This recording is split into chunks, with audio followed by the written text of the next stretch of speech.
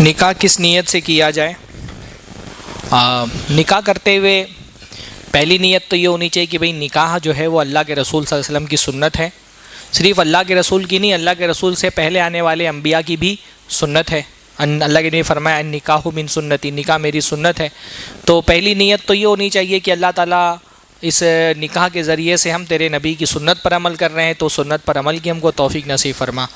پھر نکاح کے وقت یہ بھی ایک نیت ہونی چاہیے کہ میں اپنی پاک دامنی کے لیے نکاح کر رہا ہوں، اپنے آپ کو گناہ سے بچانے کے لیے نکاح کر رہا ہوں، ہے نا. اللہ کے نبی صلی اللہ علیہ وسلم نے فرمایا کہ اللہ تعالیٰ 3 لوگوں کی اللہ تعالیٰ مدد کرتا ہے. ثلاث حق علی اللہ عونہم، کہ 3 لوگوں کی اللہ تعالیٰ پر مدد کرنا واجب ہے. اور ان میں سے ایک آدمی کون ہے؟ الناکح کے الذی یرید العفاف، ایسا نکاح کرنے والا جو نکاح کے ذریعے سے پاک دامن رہنا چاہ رہا ہے، تو اللہ تعالیٰ اس کی بھی مدد کرتا ہے. تو یہ بھی نیت ہونی چاہیے کہ میں ایک حلال کے ذریعے سے اپنے آپ کو حرام سے بچانا چاہ رہا ہوں. جب یہ نیت ہوتی ہے تو بندے کے لیے حلال باعث ثواب ہو جاتا ہے. جو رسول اللہ صلی اللہ علیہ وسلم نے فرمایا کہ تم میں سے کسی آدمی کو اس کی ہم بستری پر بھی ثواب دیا جاتا ہے. تو صحابہ نے کہا اللہ کے رسول وہ تو ہم اپنی ضرورت کے لیے کرتے ہیں، اپنی شہوت پوری کرنے کے لیے. تو رسول اللہ نے فرمایا اگر یہ شہوت حرام جگہ سے پوری کرتے تو گناہ ملتا کہ نہیں ملتا؟ تو فرمایا ضرور ملتا. تو کہا جب تم نے حلال ضرورت پوری کرنے کے لیے ایک حلال راستہ اختیار کیا ہے تو اس پر تم کو ثواب بھی ملے گا. تو اپنا عفاف اور پاک دامنی اس کی نیت بھی ہونی چاہیے. تیسری نیت یہ ہونی چاہیے کہ اللہ تعالیٰ اس نکاح کے ذریعے سے مجھے ایسے نیک صالح اولاد عطا فرمائے جو میرے لیے دنیا اور آخرت میں کامیابی کا باعث بنے. اچھی اور صالح اولاد کی تمنا کرنا یہ بھی نکاح کے لیے ایک نیت ہونی چاہیے. حضرت عمر کہتے تھے نا کہ میں اپنے آپ کو ہم بستری پر مجبور کرتا ہوں، یعنی مجھے اتنی چاہت نہیں ہوتی کبھی کبھی ہم بستری کی، پھر بھی میں اپنے آپ کو مجبور کرتا ہوں تاکہ میرے ذریعے سے وہ ذریت اللہ تعالیٰ پیدا کرے جو اللہ تعالیٰ کی عبادت کرے. صرف اولاد کی چاہت میں کہ زیادہ سے زیادہ اولاد ہو جو میرے مرنے کے بعد میرے لیے آخرت کا ذخیرہ بنے، میری قیامت کے لیے میرا سرمایہ بنے نیکی کا. تو نیکی کا ایک وجہ یہ بھی ہونی چاہیے. قرآن مجید میں اللہ تعالیٰ نے جہاں فرمایا نا کہ کیسے قرآن کی وہ آیتیں حافظ نہیں ہونے کا یہی پرابلم ہوتا ہے کہ آیتیں جلدی یاد نہیں آتی ہیں. جو اللہ تعالیٰ نے فرمایا احل لکم لیلۃ الصیام الرفث الی نسائکم ہن لباس لکم وانتم لباس لہن، کیسے آگے کی آیت؟ تختانون انفسکم فالآن باشروہن وابتغوا ما کتب اللہ لکم، کہ اللہ تعالیٰ نے پہلے رمضان کی راتوں میں ہم بستری سے روکا تھا. پہلے جو شروعات میں جب رمضان روزے فرض ہوئے تو رات میں پورا رات کا بھی روزہ ہوتا تھا.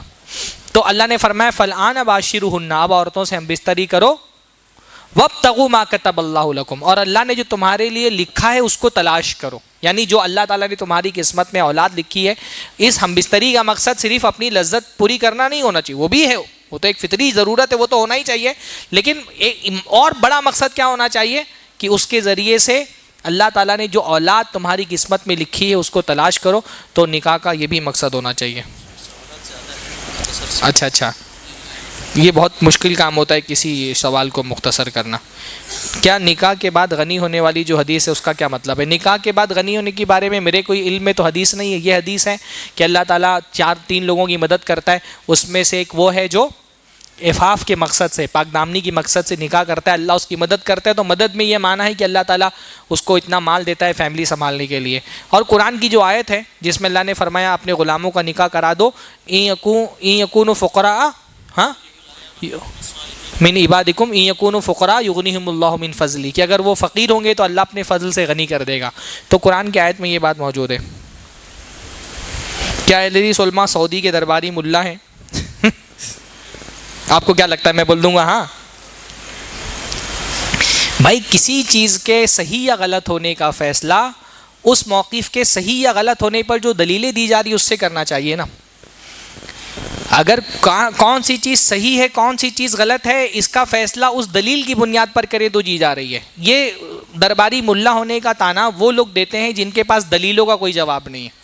ہاں جو بھی ہمارے معاملات ہوں بھائی، ہم اپنے کسی موقف پر، چاہے موجودہ دور میں جو جنگ کے حالات ہیں ان حالات سے متعلق یہ بات ہو، یا عمومی طور پہ ہم توحید کی بھی دعوت دیتے ہیں، لوگ بولتے ہیں سعودی ملا ہے. ہم سنت کی اتباع کی دعوت بولتے ہیں درباری ملا ہے.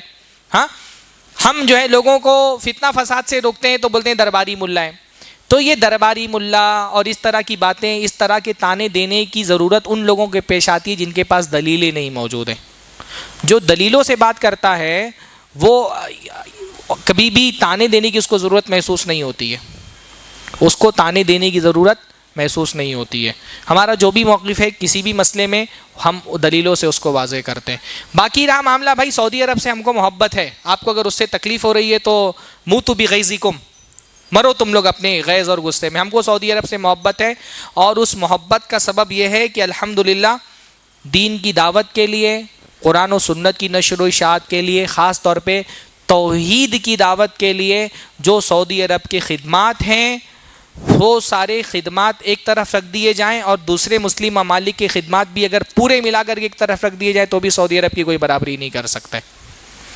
جو انہوں نے اپنا مال، اپنے وسائل اسلام اور مسلمانوں کی مدد کے لیے خرچ کیے ہیں نا، دنیا کا کون سا ملک ہے جس نے دین کی نشر و اشاعت کے لیے اتنا کون سا ملک ہے جس کے پاس پیسہ نہیں ہے؟ بھائی پیسہ تو سب مسلم ممالک کے پاس ہے نا، لیکن عرب جتنا دین کی خدمت کے لیے پیسہ خرچ کرتے ہیں کون خرچ کرتا ہے؟ ہاں، صرف ایک جو قرآن پرنٹنگ پریس ہے شاہ فہد کے نام سے، شاہ فہد قرآن پرنٹنگ پریس، صرف اس کی قرآن کے حوالے سے جو خدمات ہے، آپ میں سے کون سا ایسا آدمی جس نے سعودی سے چھپا ہوا قرآن نہیں پڑھا ہے؟ ہاں، کتنے لوگ ہیں جنہوں نے سعودی سے چھپا ہوا قرآن دیکھا ہے؟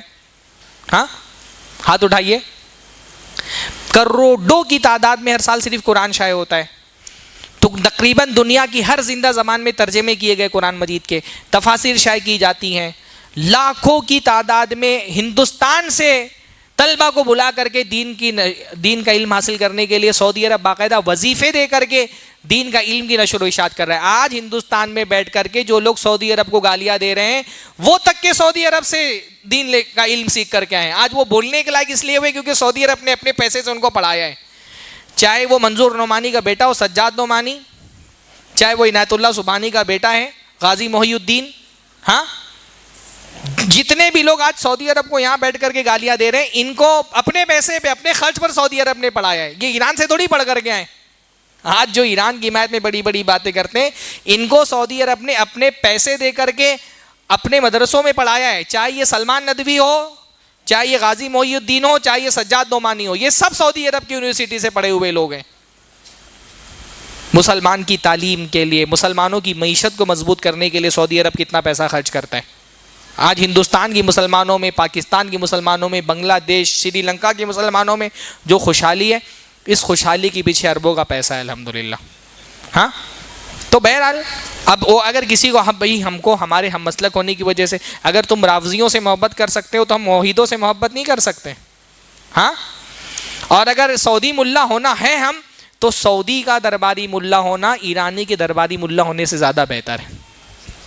ہاں، اگر ہم سعودی کے درباری ملا ہیں تو سعودی کا درباری ملا ہونا رافضیوں کے طوطے ہونے سے بہتر ہے. یہاں بیٹھ کر کے رافضیوں کی حمایت کریں آپ، اللہ کے نبی صلی اللہ علیہ وسلم کے صحابہ کو گالیاں دینے والوں کو گلے لگائیں، قرآن کو محرف ماننے والوں اور یہ کہنے والوں کا کہ ہمارے امام مہدی آئیں گے تو حضرت ابو بکر عمر کو نعوذ باللہ سولی پر چڑھا دیں گے زندہ کر کے دوبارہ، اور حضرت عائشہ پر کوڑے لگائیں گے، ایسے عقیدے رکھنے والوں کا طوطا بننے سے بہتر ہے سعودی عرب کا درباری ملا بننا الحمدللہ. کیا یہ کیا داڑھی کو تراشنا جائز ہے؟ نہیں جائز ہے بھائی. رسول اللہ صلی اللہ علیہ وسلم نے فرمایا کہ داڑھی کو بڑھاؤ اور مونچھوں کو کاٹو. کافر لوگ ہدایت کی دعا تو نہیں کر سکتے، بغیر دعا کی ہدایت نہیں مل سکتی، اس لیے ان کی ہدایت کے لیے ہم کیا کر سکتے ہیں؟ بھائی کافر ہدایت کی دعا کر سکتا ہے، ہم کافر کی ہدایت کے لیے دعا کر سکتے ہیں. اور ہدایت کی دعا کرنا ہی صرف کافی نہیں ہے، ان تک کہ ہدایت کا پیغام پہنچانا بھی ضروری ہے. ہم ان کے لیے ہدایت کی دعا بھی کر سکتے ہیں اور ان تک ہدایت کا پیغام بھی پہنچا سکتے ہیں. رسول اللہ صلی اللہ علیہ وسلم نے ہدایت کا پیغام بھی پہنچایا، قرآن و سنت بھی پہنچایا، ساتھ میں اللہ تعالیٰ سے دعا بھی کہ اللہم اہدی قومی فانہم لا یعلمون، اللہ تعالیٰ میری قوم کو ہدایت دے، یہ نہیں جانتے.